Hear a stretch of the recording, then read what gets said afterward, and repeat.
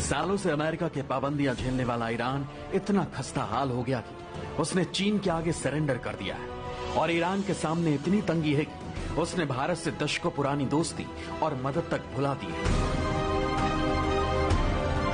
चीन का ईरान पर कैसा जादू चला है, ये इसी से समझ सकते हैं कि ईरान के राष्ट्रपति हसन रूहानी ने भारत को चाबहार रेल परियोजना से बाहर का रास्ता दिखा दिया है।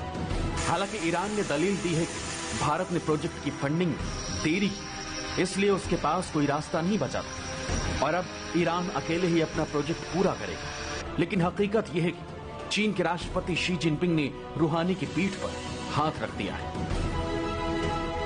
चाबहार एक इम्पोर्टेंट भारत का प्रोजेक्ट है जिसके ऊपर भारत काम कर रहा है और चाइना ने $400 बिलियन का जो उसके साथ एग्रीमेंट किया है अगले 25 साल का, उसको देखते हुए मैं समझता हूँ कि उससे ईरान की नीतियों के ऊपर भी प्रभाव पड़ता हुआ लगा।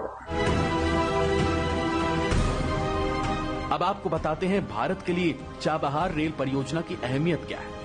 भारत और ईरान के बीच चाबहार समझौता 2016 में हुआ जब पीएम मोदी तेहरान के दौरे पर गए थे। पूरी परियोजना पर $1.6 अरब का खर्च आएगा। ये भारत की बाउंड्रीज हैं, ये पाकिस्तान, ये अफगानिस्तान और ईरान, और इसी ईरान में है चाबहार पोर्ट।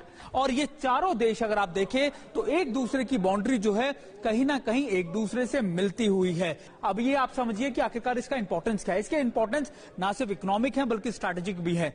सबसे दूसरी इंपॉर्टेंट बात यह कि चाबहार पोर्ट जो है वो ईरान में पड़ता है, जिसको भारत जिसमें इंटरेस्टेड और भारत इसको डेवलप कर रहा है। ना सिर्फ एलएसी पर चीन ने अपने पैर हर जगह पसार रखे हैं। और ग्वादर पोर्ट जो सीपैक के लिए उसके लिए बहुत जरूरी है, यानी उसकी वन रोड वन बेल्ट के लिए सबसे इंपॉर्टेंट है, वो ग्वादर पोर्ट भी यहीं पड़ता है। और इसका डिस्टेंस है वो करीबन 172 किलोमीटर की है, यानी बहुत पास है, दोनों बहुत पास। और अगर आप मान के चलिए कि इसका इंपॉर्टेंस ना सिर्फ स्ट्रैटेजिकल पॉइंट ऑफ व्यू से बल्कि इकोनॉमिक पॉइंट से भी बहुत इंपॉर्टेंट है। अब तीसरा इंपॉर्टेंस आपको दिख रहा है कि ये लाइन देख रहे हैं आप, चाबहार पोर्ट से सीधा जाती हुई इस तरफ को भारत की तरफ